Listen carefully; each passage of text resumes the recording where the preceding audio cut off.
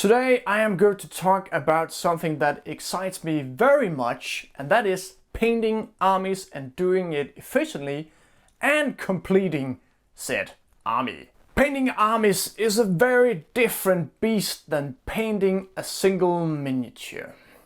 If you are going to paint an army for the first time, you need to consider some things before you do it. In this video, I'm going to tell you everything you need to know about painting armies.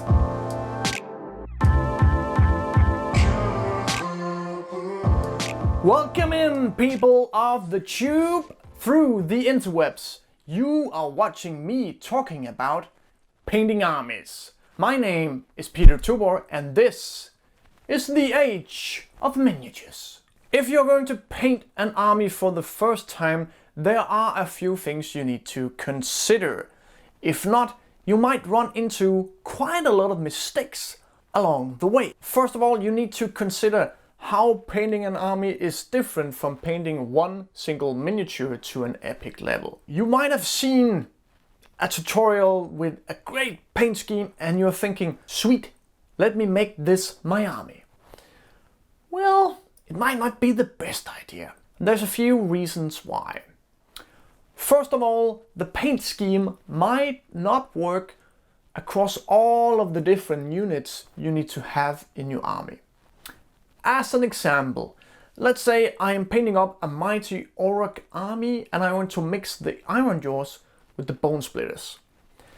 This is a cool army and really can look amazing on the tabletop, but the way I have painted my iron jaws is to focus a lot on the armor on the guys.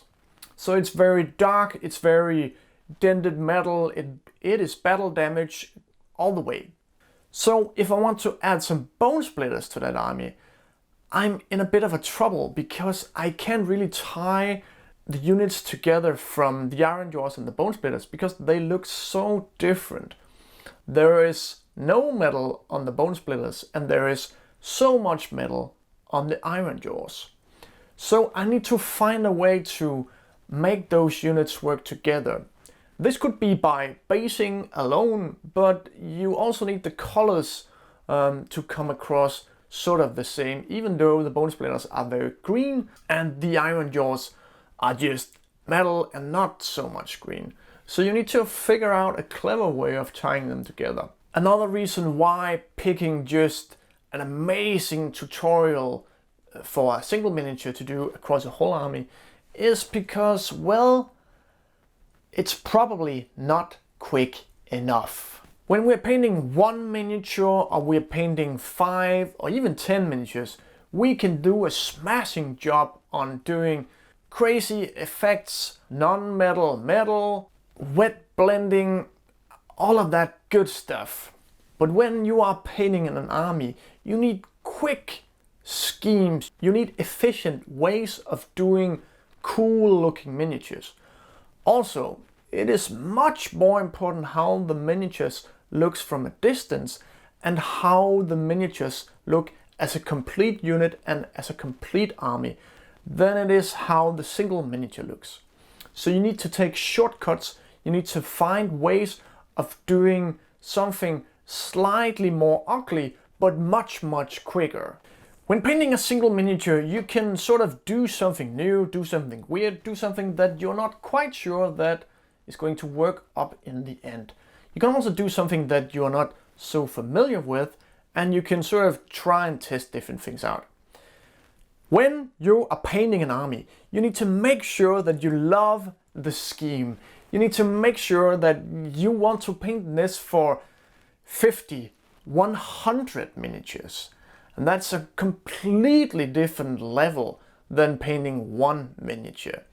You need to be madly in love with that paint scheme because over time it will slowly kill. So you need to love that paint scheme. You need to love doing it over and over again. You need to love the colors. You need to love the look. You need to just feel like painting that for so long time. Maybe the most important thing you need for painting an army that you don't really need that much for painting one miniature, is you need motivation and a strategy.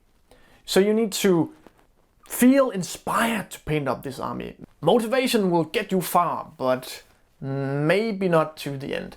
You will also need a strategy to make sure that you complete this project that you set ahead of yourself. That was a lot of talk on what is different from painting one miniature to painting an army, but let's talk a bit more about how to actually do it. If you're not familiar with base coating, washing and doing a miniature to a tabletop standard, I suggest you find my website and look at the article about painting your first army. I'll go a bit more in depth there on doing quick base coats, quick washes and so on. You can find it by going to ageofminiatures.com, or you can just Google how to paint an army. So how do you paint your first army? The first thing you need to do is pick a paint scheme and do a test model. You decide on a few colors that you want to use, and you find a miniature in the army that you want to test it out on. For your first army, I suggest trying something simple. Keep it simple for the first time. When picking a simple paint scheme for your first army, you should consider picking only 2 colors to be your main colors, or maybe even 1. But 2 colors that are complementary colors. That means they are opposite each other on the color wheel. I would also suggest that you pick easy colors to work with and that you prime with white. Easy colors are colors like green, blue, maybe red. Yellow can be tricky, black is very tricky, white is very tricky, purple can be somewhat tricky. We have a color wheel here, so you would pick 2 colors opposite each other. Those around here, those are quite easy. The yellow, orange, that can be okay too. The bright yellow's a bit more tricky, but it can be done. Besides your 2 complementary colors, you also need colors for bone, metal, maybe a few pieces of cloth. I suggest going with beige and browns, and for the metal just going with a metal color, no fancy stuff here. Also, the basing is quite a big part of painting an army, so you also need to figure out a way of doing bases that will complement the paint scheme that you have picked, that will sort of support it, or maybe even take it to the next level. What is most important about the basing is that you should not hate doing it, because you will do it quite a lot. And if you hate it, it might not be as enjoyable, and maybe you will never finish the army. For easy basing, you could look into the texture paints, the technical paints from Citadel, or maybe even technical paints for some of the other ranges. I have an article on my website about the texture paints from Citadel. They are quite popular and very easy to use. Just slap on some of that paint, have it crackle, put on a skull, maybe a tuft, and you're good to go. So go do your test model with the paint scheme.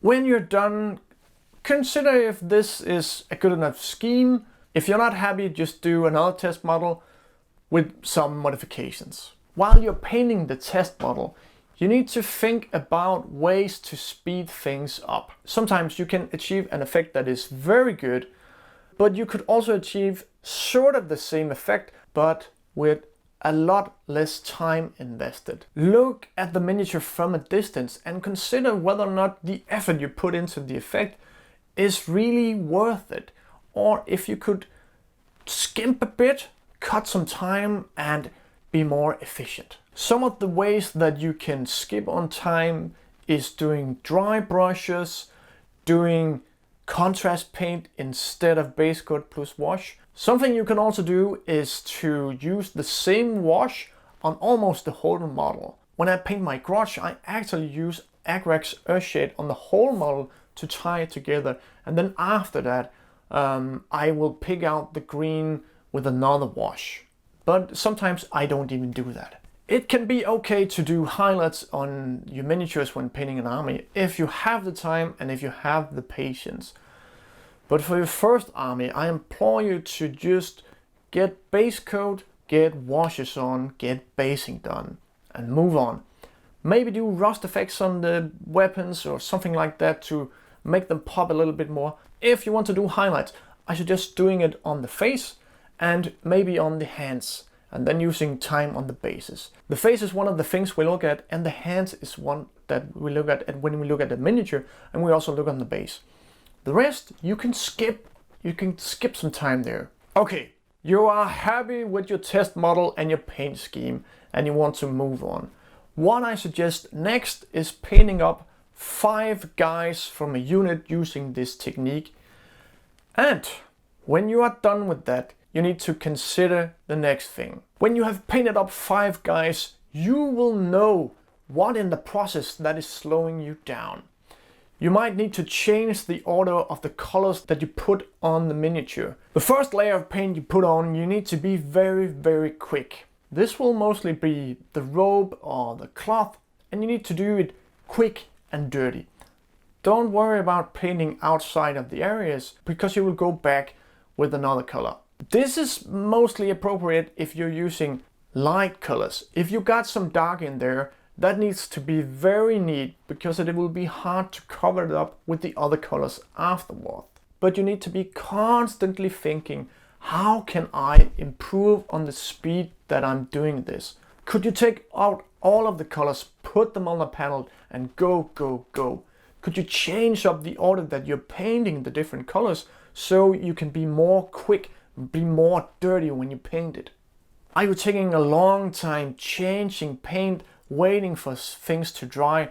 That's a no-go when painting armies. You need to be quick. How long are you using to take that stupid miniature in and out of the handle? Could you do something else instead? Could you use magnets to speed it up, to make this go smoother? Painting armies is about efficiency, because if you are not efficient, you will burn out, and that is incredibly exhausting to have a half-finished army that you started 5 years ago and that you know you're never going to finish. So please, for your first army, you need to make sure that you complete it, because it is such a great joy when it's done and you can feel satisfied and proud of the work that you have done. So once you have your process in order on how to efficiently paint up your miniatures, I suggest painting 5 to 10 miniatures at a time in a batch. And I suggest completing it unit by unit so you can get them on the tabletop and use them. If this is not your first army, I also suggest that you try not to play with your miniatures before they are painted. I know it can be tempting, but it can also wreck the process that you're doing, because once you have played with them a bit, the excitement might go out. But I promise you, it will be so glorious the day that you can put them on the battlefield and get going. If this is your first army, by all means play with the unpainted miniatures. You want to feel how the miniatures are on the tabletop. You want to get excited about this project. Once you have this process down to a T, you can do this thing in your sleep. What you should also do is write down the exact recipe that you're using in the exact order that you're doing it. Do that once you know that you have this down to a T. In that way, if you ever get bogged down and you do something else, you can come back to this project and know that you have the recipe to finish this. If not, there is a possibility that you forget how the heck you painted that army, and you might not ever be able to complete it. Something that can also help you making sure you finish this project is putting away all other miniatures that are unpainted.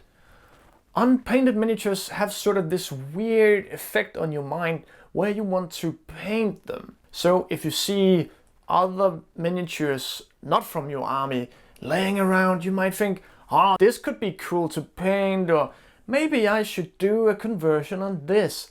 And this will lead you down a path where you are not painting the army anymore.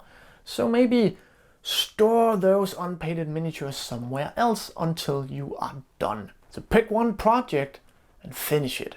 Subscribe and hit the bell. Beep, beep, beep. You have your process down, you are just trucking away at painting this army. Best of luck, and I truly hope that you finish it. I know you can do it, so go do it! Subscribe, hit the bell, hit the bell, hit the bell.